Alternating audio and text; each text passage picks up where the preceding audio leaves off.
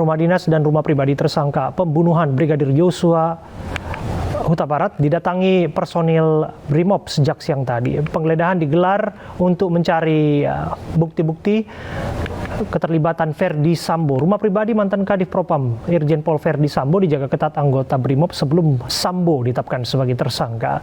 Penjagaan ketat terkait penggeledahan oleh tim khusus Polri di rumah Sambo di Jalan Saguling, Duren 3, Jakarta Selatan. Penggeledahan digelar sejak siang tadi. Area di sekitar rumah pribadi Sambo disterilisasi dan tidak boleh ada warga yang mendekat.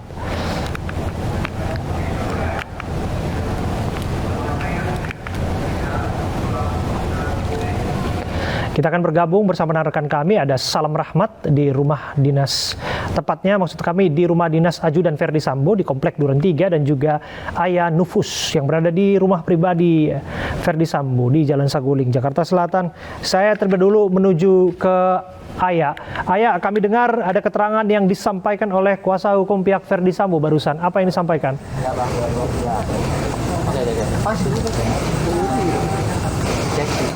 Ya, Abraham dan juga pemirsa, beberapa waktu lalu, tepatnya beberapa menit yang lalu, kuasa hukum dari keluarga Irjen Verdi Sambo baru saja menyampaikan beberapa hal, yang mana yang pertama dirinya meminta maaf begitu ya, dan juga mengatakan bahwa dirinya, kuasa hukum dan juga keluarga tentunya menghargai keputusan yang telah ditetapkan oleh pihak kepolisian yang tadinya baru saja diinformasikan oleh Kapolri, yaitu penetapan Verdi Sambo sebagai tersangka. Kemudian juga kuasa hukum dari keluarga Irjen Verdi Sambo juga meminta maaf kepada seluruh keluarga dan juga pihak yang terlibat dalam kasus ini. Kemudian juga hal lainnya yang disampaikan oleh kuasa hukum, yaitu di mana proses penggeledahan yang dilakukan oleh tim khusus dan juga pihak kepolisian yang hadir di kediaman pribadi Irjen Pol Verdi Sambo ini berlangsung dengan lancar, di mana juga tadi pihaknya sempat menyampaikan bahwa pihaknya, keluarga dan juga kuasa hukum akan terus mengikuti kasus ini dan juga menghargai sepenuhnya keputusan apapun yang nantinya akan diputuskan oleh pihak kepolisian. Begitu, Abraham. Baik, terima kasih Ayah Nufus atas laporan Anda. Dan selanjutnya kita menuju ke Salam Rahmat. Salam, kami dengar juga polisi sempat memeriksa salah satu rumah yang sempat ditinggali oleh para ajudan. Apa yang ditemukan? Baik, selamat malam Abraham dan juga pemirsa. Mantan Kadif Propam Polri Irjen Pol Verdi Sambo ini resmi ditetapkan sebagai tersangka dalam kasus kematian Brigadir Joshua di rumah dinas Verdi Sambo di kawasan Duren 3, Pancoran, Jakarta Selatan pada 8 Juli lalu. Dan Verdi Sambo juga merekayasa seolah-olah terjadi adanya aksi baku tembak di dalam rumah dinasnya tersebut. Dan penembak mati dari Brigadir Joshua ini adalah Baradae atau Richard Eliezer yang mendapat perintah langsung dari Verdi Sambo. Sementara pada sore hari tadi juga dilaksanakan dari tim sus Polri dan juga dari Provos melakukan penggeledahan untuk mendapat bukti baru terkait dengan kasus kematian dari Brigadir Joshua ini, untuk melakukan pendalaman terkait dengan mendapatkan bukti baru di rumah dinas di kawasan Duren 3, Pancoran, Jakarta Selatan ini. Salah satunya di tempat kami melaporkan saat ini, Abraham dan juga pemirsa, di mana di rumah dinas Ajudan Verdi Sambo ini juga dilakukan pemeriksaan untuk melakukan penggeledahan terkait dengan bukti baru, yang mana ini lokasinya juga berdekatan dengan rumah dinas dari Verdi Sambo, yang mana jaraknya ini hanya sekitar 200 meter saja. Dan penggeledahan ini juga berlangsung sejak pukul 15.24 waktu Indonesia bagian Barat dan selesai pada pukul 19.30 waktu Indonesia bagian Barat. Artinya selama 4 jam, kurang lebih selama 4 jam ini tim sus Polri dan juga Provos ini melakukan penggeledahan untuk mendapat bukti baru terkait dengan untuk memperkuat kasus kematian Brigadir Joshua. Dan dapat kami sampaikan juga bahwa tim sus Polri juga tadi tidak menyampaikan statement apapun terkait dengan barang bukti apa saja yang dibawa dan juga disita untuk melakukan pendalaman dari kasus ini. Dan dari pantauan kami di lapangan juga sejak sore hari tadi terlihat dikerahkan juga 2 unit kendaraan rantis Brimob dan juga pasukan Brimob bersenjata lengkap dengan senjata laras panjangnya ini berjaga di sekitar area lokasi dilakukan penggeledahannya di rumah dinas Ajudan Ferdi Sambo. Dan pasca selesainya dilakukan penggeledahan, ini juga terpantau sepi, berangsur secara sepi. Dan pasca dilakukan juga penggeledahan ini juga terlihat tadi 8 mobil dari pihak kepolisian, yang mana 2 unit mobil rantis Brimob serta SUV dan juga mobil Provos ini juga keluar secara beriringan dari rumah dinas Ajudan Ferdi Sambo. Dan tadi kami juga sempat berbincang-bincang dengan ketua RT setempat, yang mana ini juga ikut menyaksikan langsung terkait dengan penggeledahan di rumah dinas Ferdi Sambo ini, yang mana dapat kami sampaikan bahwa di dalam ruangan ini, di layar kaca Anda pemirsa, di rumah ini terdapat 3 kamar yang juga ini terdapat masih adanya baju dari pihak kepolisian. Abraham. Terima kasih, salam rahmat. Dan juga sebelumnya ada Ayan Nufus yang melaporkan dari rumah dinas Ajudan, dan sebelumnya juga ada di rumah pribadi Ferdi Sambo. Kita ke informasi berikutnya. Tim khusus juga menggeledah rumah mertua Ferdi Sambo di Jalan Bangka 11, Jakarta Selatan. Penyidik menyita 6 barang yang berupa pakaian dan sepatu dari rumah mertua Ferdi. Usai ditetapkan sebagai tersangka, kuasa hukum Ferdi Sambo akan menyiapkan sejumlah upaya hukum terhadap kliennya. Tim Sus Polri telah menggeledah rumah mertua tersangka Irjen Pol Ferdi Sambo di Jalan Bangka 11, Kemang, Jakarta Selatan selama 4 jam sejak sore tadi. Sejumlah penyidik diketahui membawa 6 barang bukti berupa pakaian dan sepatu yang diduga milik tersangka Ferdi Sambo. Kuasa hukum Ferdi Sambo, Irwan Irawan, turut hadir dalam penggeledahan sore hingga malam hari.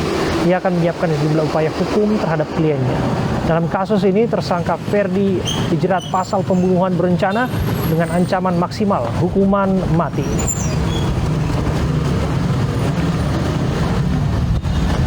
Jadi ada proses penggeledahan dan tentunya dilanjutkan dengan proses penyitaan yang dilakukan oleh penyidik.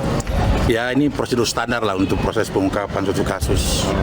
Jadi hanya sebatas itu yang dilakukan, dan itu ada 6 item yang sempat disita. Apa aja? Sepatu, baju, dan ada beberapa hal lagi, ada 6 item lah. Milik baju seragam atau ya mungkin yang diduga terkait dengan perkara inilah pasti. Alasan menggeledah rumah ini apa, Bang? Ini rumah apa, pas tes PCR atau gimana, Bang? Bukan, ini sebenarnya rumahnya mertuanya Pak Ferdi.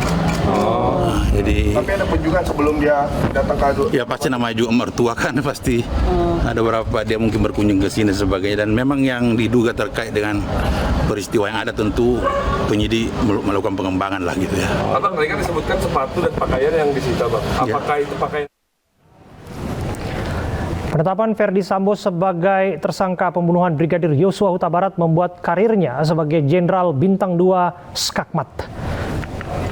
Irjen Ferdi Sambo lahir di Baru, Sulawesi Selatan pada 19 Februari 1973. Ia merupakan lulusan Akademi Kepolisian tahun 1994. Sambo menjabat sebagai Kadif Propam Polri sejak 16 November 2020. Dirtipidum Bareskrim Polri sejak tahun 2019 hingga 2020. Selain itu, Sambo juga menjabat sebagai Koordinator Staf Pribadi Pimpinan Polri tahun 2018 hingga 2019. Sementara pada tahun 2013, Sambo menjabat sebagai Kapolres Brebes hingga tahun 2015.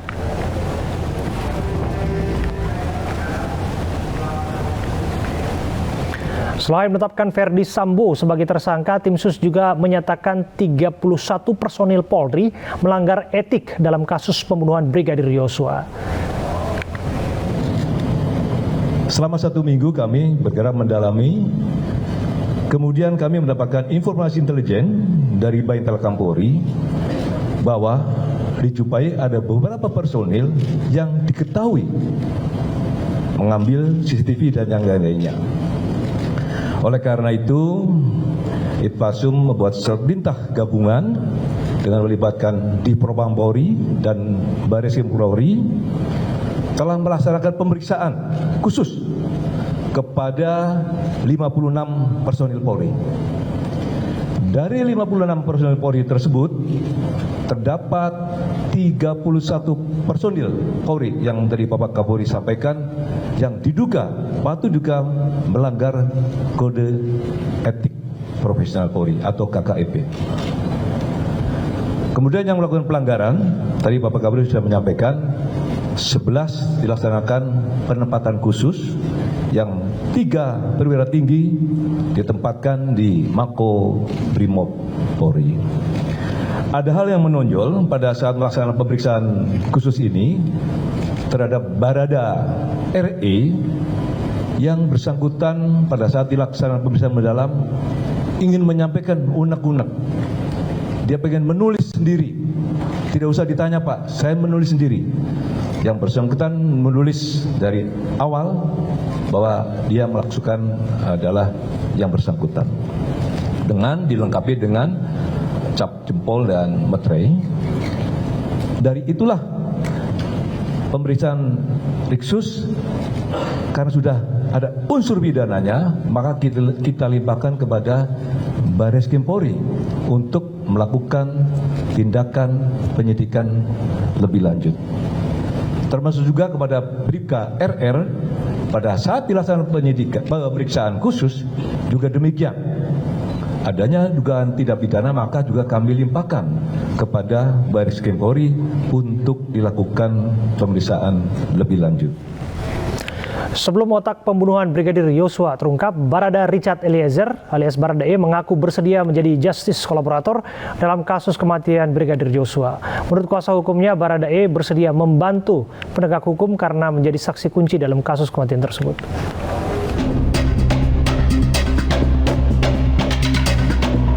Tersangka kasus kematian Brigadir Joshua Barada II Richard Eliezer atau Baradae mengaku bersedia menjadi justice kolaborator dalam kasus kematian Brigadir Joshua. Hal ini disampaikan kuasa hukum Baradae Deoli Payumara saat berada di Barreskrim Polri Sabtu kemarin. Menurut Yumara, Baradae bersedia membantu penegak hukum dalam kasus Brigadir J karena dirinya merupakan saksi kunci dalam kasus kematian Ajudan Ferdi Sambo ini. Kuasa hukum baru Baradae ini juga menyebut akan meminta perlindungan ke Lembaga Perlindungan Saksi dan Korban atau LPSK Senin besok. Tentunya kita melihat ini dalam kacamata konteks hukum, ini penting untuk dilindungi sebagai saksi kunci. Walaupun dia tersangka, tapi penting dilindungi sebagai saksi kunci, sehingga kami bersepakat, saya, Pak Burhanuddin dan Pak dengan Baradae, sudah kita ajukan diri yang bersangkutan sebagai justice kolaborator. Kita memohonkan itu dan kita juga meminta perlindungan hukum kepada lembaga perlindungan saksi dan LPSK. Deoli Payumara ditunjuk menjadi kuasa hukum Baradae setelah pengacara sebelumnya Andreas Nahot Silitonga mengundurkan diri. Usai penunjukan tersebut, Yumara mengaku telah bertemu dengan kliennya Baradae di rumah tahanan Barreskrim Polri. Yumara menjelaskan sudah melakukan pembicaraan secara menyeluruh mengenai kasus yang menjerat kliennya tersebut. Tim Liputan iNews melaporkan.